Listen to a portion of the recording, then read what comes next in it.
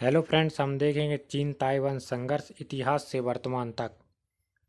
प्राचीन समय और पृष्ठभूमि। 1895 में चीन ने जापान के साथ शिमोनोसेकी संधि पर हस्ताक्षर किए और ताइवान को जापान को सौंप दिया। 1895 से 1945 तक लगभग 50 वर्षों तक ताइवान जापान का उपनिवेश रहा। द्वितीय विश्व युद्ध के बाद 1945 में जापान की हार के बाद ताइवान को फिर से चीन यानी चीनी गणराज्य रिपब्लिक ऑफ चाइना को सौंप दिया गया।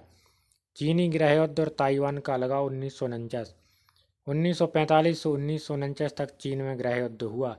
एक ओर थे कुओमिंतांग केएमटी कम्युनिस्ट पार्टी, दूसरी ओर थे communist party of China CPC. 1949 में माओ जेडोंग के नेतृत्व वाली कम्युनिस्ट पार्टी ने people Republic of China PRC की स्थापना की। 1949 में माओ जेडोंग के नेतृत्व वाली कम्युनिस्ट पार्टी ने people Republic of China PRC की स्थापना की। हारकर च्वांग सोक शेक और केएमटी पार्टी ताइवान भाग गई और वहां पर रिपब्लिक ऑफ चाइना आरओसी सरकार स्थापित की। तभी से दो चीन बन गए। People Republic of China Beijing आधारित, जिसमें हम आज का चीन कहते हैं। रिपब्लिक ऑफ चाइना आरओसी यानी ताइवान आधारित। ताइवान एक छोटा सा द्वीप है जो चाइना के पूर्व में पड़ता है। ये चाइना द्वारा 9 डैश लाइन कही जाती है। अंतर्राष्ट्रीय मान्यता। शुरू में कई देशों ने ताइवान को असली चीन माना, लेकिन 1971 में संयुक्त राष्ट्र ने पीआरसी बीजिंग वाली सरकार को ही चीन की मान्यता दी और ताइवान की मान्यता छीन ली।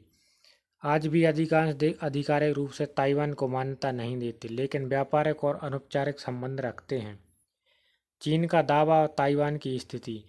चीन का कहना है ताइवान चीन का हिस्सा है और एक दिन हम उसे मिला लेंगे, चाहे जबरदस्ती क्यों ना करनी पड़े। ताइवान का रुख। हम एक स्वतंत्र देश की तरह काम करते हैं, चुनाव होते हैं, राष्ट्रपति होते हैं, हम अलग हैं। छठा, हाल के वर्षों की घटनाएं 2016 से 2024 तक। त्साई इंग वेन ताइवान की राष्ट्रपति बनी, वो स्वतंत्रता की समर्थक हैं। चीन ने सैन्य दबाव बढ़ाया, युद्ध अभ्यास और हवाई घुसपैठें भी की। अगस्त 2022 में अमेरिका की स्पीकर नैन्सी पेलोसी ताइवान गई। चीन भड़क गया और ताइवान के चारों ओर सैन्य अभ्यास शुरू कर दिया। 2024 में लाई छिंग ते राष्ट्रपति बने, ये भी स्वतंत्रता के समर्थक हैं। चीन ने उन्हें संकट लाने वाला कहा। मौजूदा स्थिति 2025 तक। ताइवान खुद को एक स्वतंत्र लोकतंत्र मानता है। चीन अभी भी ताइवान को विलय करने की नीति पर अड़ा है। अमेरिका ताइवान को समर्थन दे रहा है, हथियार, कूटनीतिक समर्थन, पर आधिकारिक मान्यता नहीं देता।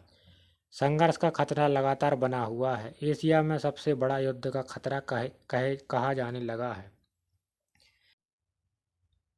निष्कर्ष। यह संघर्ष एक देश दो सरकारों की लड़ाई है। चीन ताइवान को तोड़ा हुआ अंग मानता है। ताइवान स्वतंत्र राष्ट्र के रूप में पहचान रखना चाहता है। भविष्य में यह विवाद सैन्य टकराव या बड़े भू राजनीतिक संकट का कारण बन सकता है। यदि हमारे द्वारा प्रदान की गई जानकारी आपको पसंद आती है तो प्लीज़ हमारे चैनल को लाइक, शेयर एंड सब्सक्राइब करें। Thank you.